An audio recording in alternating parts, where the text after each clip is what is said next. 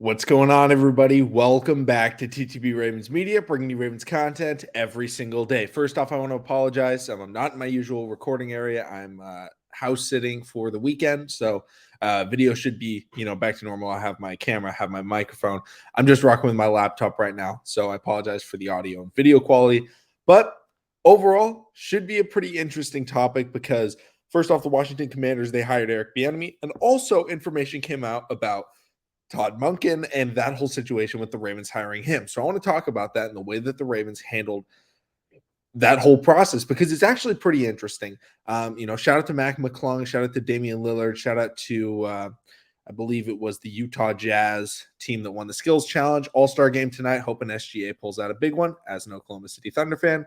Let me know your guys' thoughts on that. But let's talk about it. Let's talk about the Ravens and their coach hiring process. First off, let's talk about the Monken situation so that people understand kind of what exactly happened. Because Todd Monken, coach at the University of Georgia, he had an offer from the Tampa Bay Buccaneers to be their offensive coordinator. And the Tampa Bay Buccaneers ended up hiring Dave Canales of the Seattle Seahawks, but they had an offer for him. And Todd Monken basically went to the Ravens, and Todd Monken's camp went to the Ravens and said, hey, either give him the job right now or he's going to take the other one. And so the Ravens gave him the job. like that's how it went down. It wasn't a situation. Now, maybe the Ravens already had full plans to hire him. We don't know that. The only report that is out currently is that, hey, the Ravens were in a situation where they were told by Tom Monken's camp, you either give him the job right now and he accepts, or he's going somewhere else. And the Ravens, it seems like they were strong-armed into a deal with Todd Monken. I'm not disappointed in the fact that we hired Todd Monken. I really like that hire. I'm glad we went outside of the Ravens, John Harbaugh's circle. But the biggest name that was out there was Eric Bienemy, right? And it was like we kept hearing the Ravens want to, really have Eric Bienemy high on their list. Teams interested in Eric Bienemy include the Commanders and the Ravens. The Ravens put in a request to interview Eric Bienemy, and it was like, okay, they're like trying to get Eric Bienemy. And they've already interviewed Canales and they've interviewed Todd Monken multiple times, so they kind of have those in the back pocket. They haven't been hired yet. And then it's like, oh, we hire him right away. And it's like, oh, okay.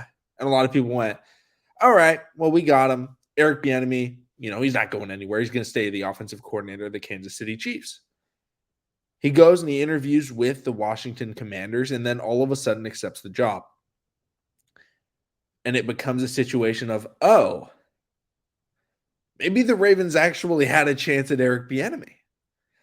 And instead, they were then basically told by Todd Monken's camp, hey, you need to act right now if you want to give him the job, which is smart by his camp. The Baltimore Ravens is a much better place or is a much better team currently, a much better situation to be the offensive coordinator for. The Tampa Bay Buccaneers are kind of blowing things up right now. The Baltimore Ravens are trying to contend and win the Super Bowl. So, he wanted to go to the Ravens, but he also knew hey, the Ravens are interviewing other people. They're still searching. Why don't we get an answer right now? So it was a smart move by his camp. But Eric Bienemy goes to the Commanders. Annoyingly, geographically the closest team to Baltimore. He ends up going there off of one interview. And Eric Bienemy, a lot of people had as offensive coordinator number one that they wanted. My personal number one was actually Canales, but I had Eric Bienemy up there in my top four. I think Bienemy was 2. I believe Monken was actually my 3. So it worked out for me, in my personal opinion. But Eric Bienemy was like, Lamar Jackson wants to win. Let's get him the offensive coordinator of Mahomes. He's won 2 Super Bowls. He's been very, very good. And we see the creativity, right? We see Andy Reid, after winning the Super Bowl, crediting Eric Bienemy in the, I don't know what they call it, the post-game interview, not in the post-game press conference, but he was like, shout out to Eric Bienemy, with that play design and stuff like that. So it's like, okay, he wasn't calling plays, but he was doing a really good job. And instead, the Ravens go in a different direction. And it's just somewhat frustrating that the Ravens were seemingly strong-armed into a deal so quickly when there was an option on the table. I understand if the Ravens don't hire Eric Bienemy because of some of the off the field issues that he's had. The Ravens are a no nonsense organization. John Harbaugh is not about that whatsoever. So, like, I understand why they didn't hire him or even get to that interview process. But you would have liked to see it. It seemed like Lamar. It was somebody that Lamar maybe wanted, and that's why it kept coming out that he was on top of the list. But it also, another report came out. Lamar wasn't fully integrated into the hiring process. Again, we don't know exactly what that means, but maybe the Ravens were told by Monken's camp and they had to act fast. Maybe Lamar wasn't consulted. Again, that is not anything that is specified off of any. I'm just trying to think of different reasons why that came out, because that came out after the Todd Monken camp, kind of strong arm information came out. That's why I'm kind of maybe bringing that up. I think Lamar was involved in the search. I think it's reported he's been consulted, he's been asked, but it's weird that they said he wasn't fully integrated, and I'm still trying to figure out what exactly that means. But the Ravens to just be in a situation where they're just like, okay, we have to get this guy, and they just are like forced into a deal is just kind of upsetting that they weren't holding the cards. Because it was also reported that the Ravens weren't giving like guarantees that Lamar Jackson was going to be the quarterback this year, reportedly. That's somewhat concerning as a fan of the Baltimore Ravens, because we don't know now exactly what is in store. How is free agency going to go?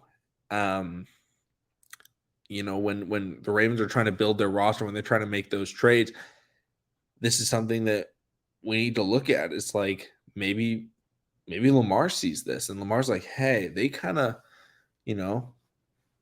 felt time, pressure, and they signed him to a deal. So that could incentivize Lamar maybe to not budge as much on negotiations, and force it. Because here's the thing. I talked about this on the live stream yesterday. I believe the Ravens and Lamar Jackson are at a standstill because both know the other would accept their offer. That's my honest opinion. Let's say the Ravens and Lamar are $100 million off, right? As some reports have said, right? Ravens offer 130 million guaranteed. Lamar wants 230. So if this is Lamar's 230, the Ravens know that they would accept that deal. The Ravens offering, I'll go on this side. The Ravens offering 130 instead of 230. Lamar knows he would accept that deal, but he also knows the Ravens would accept the 230. So he was like, hey, let's just do it for the 230. I know you would accept it. It's like if you're negotiating, buying, an everyday item. I don't know. Maybe you're buying a new couch. You're buying it off like Craigslist, and the person has it listed for $500, and you offer them $200, knowing full well you'll pay $500 for this new couch, and them knowing they would also sell it for $200. If you know that both sides will do it, you'll just wait until the first person cracks. It's a game of chicken.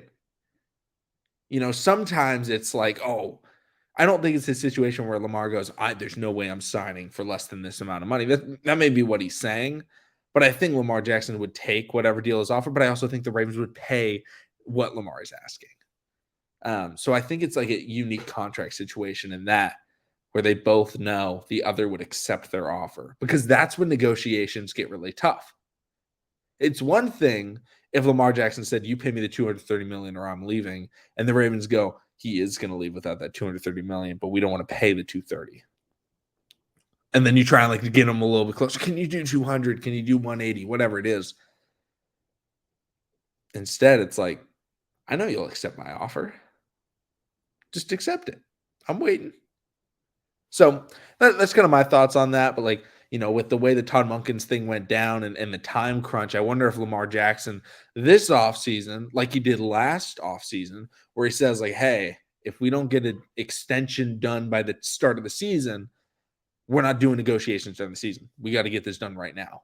I think Lamar Jackson could do something again like that this season. Hey, it's training camp. If we don't have a deal done before training camp, I'll play, but I'm not negotiating anymore. And then the Ravens have to go, okay, we got to give him this money. It could be something to look out for. It's just like kind of frustrating when the Ravens reportedly are being strong armed into deals, even if the deal's not bad. Again, I think the Todd Monken hire is fine. I think it's a good hire, but they were still like forced into it per reports. So it's like it's a good thing and it's a bad thing. Where it's like you got the guy, but also like he forced you to hire him. It's like imagine walking into a job interview with enough confidence to say, "You hire me right now, or I'm not accepting an offer." That's balls right there. You got to give props to Todd Monken and Todd Monken's camp for that one because he was like, "I got offers other places. I can go somewhere else, but you want me." That's the difference between a normal coaching hire and a regular job interview. Is a coaching hire, the team has to request, like, it's not like college coaches are requesting, "Hey, I want to interview for your job." Maybe every once in a while they do, but it's like teams have to go out and they're like, "Hey, man, will you please interview for this job to be our OC, to be our head coach, to be our quarterback's coach, whatever it is?" And then they're like, "Yeah, sure." And then they try and like sell you rather than you trying to sell yourself.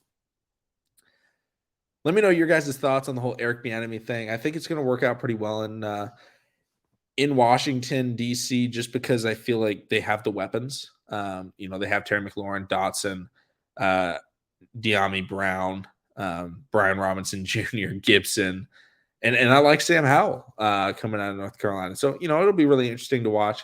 Shout out to Eric Bieniemy for finally getting that, that role that he's been looking for to call the plays so that he can maybe get a head coaching job in the NFL. Because I think I'd like to see that. I think we're all kind of rooting for that because he's kind of been in Andy Reid's shadow for a long time. But thank you all so much for watching. Subscribe for daily Ravens content, and I'll see all of you again tomorrow with a Mock Draft Monday.